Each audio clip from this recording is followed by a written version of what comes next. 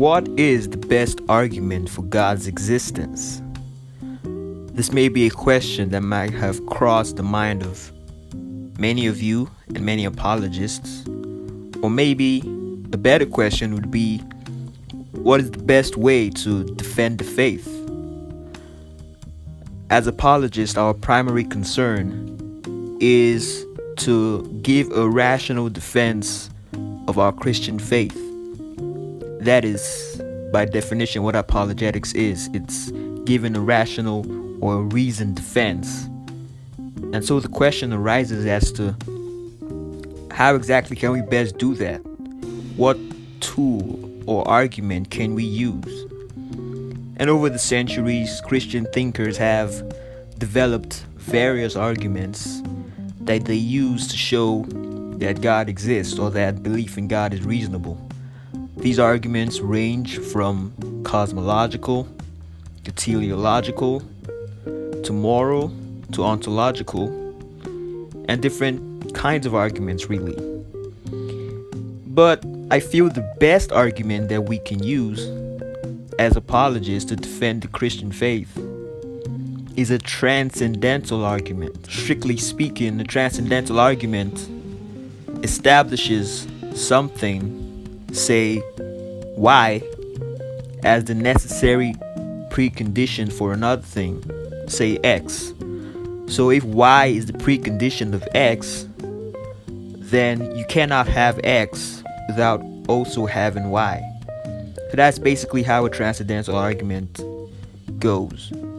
Another key feature of transcendental arguments is that they deal with human experience. It's important that we know that transcendental arguments are not unique to arguments for God. Transcendental arguments actually have a long history in philosophy, and they are used primarily as anti-skeptical arguments.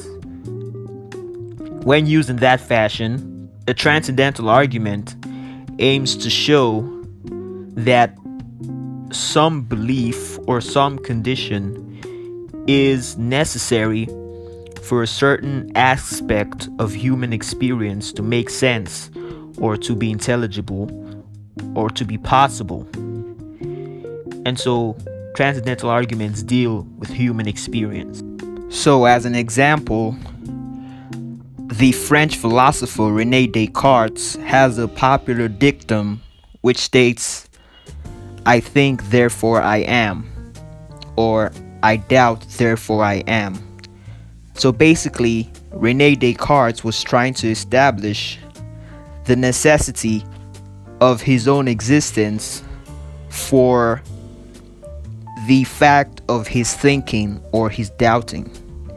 So because he thinks and because he doubts, it must follow that he exists, because his existence is a necessary precondition for his ability to think or doubt.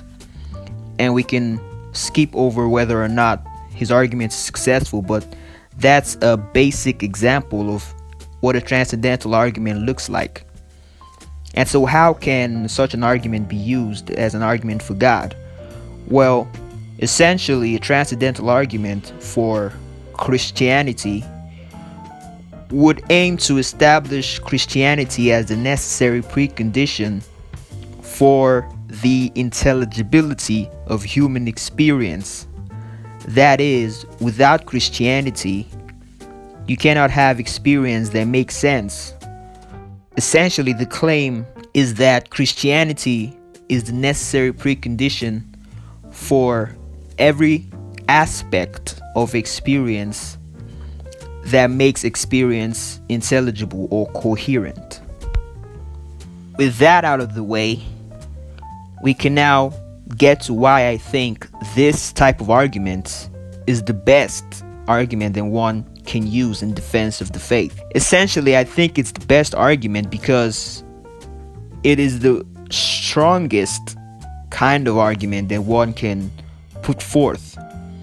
Because a transcendental argument for Christianity, if successful, establishes the rational and epistemic necessity of Christianity. If the transcendental argument for Christianity is successful, then that would imply that things like rationality and knowledge, all the things that make experience coherent, presuppose Christianity for their possibility. That would imply that it is impossible to be rational or have knowledge without, in some way, assuming or presupposing Christianity. And if that's the case, then it means that Christianity cannot be rationally denied, because to rationally deny anything would require experience and rationality to be intelligible and possible.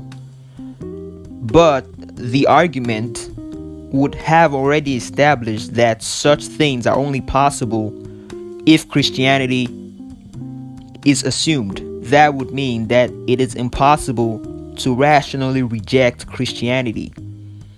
And I think that's the most powerful argument that one can put forth, because the entire aim of apologetics is to rationally defend the faith.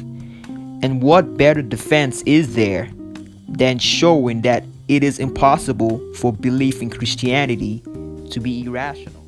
That was the first part in a series that I'm going to be doing on transcendental argument for Christianity and why I think is the best possible argument we can present for the faith.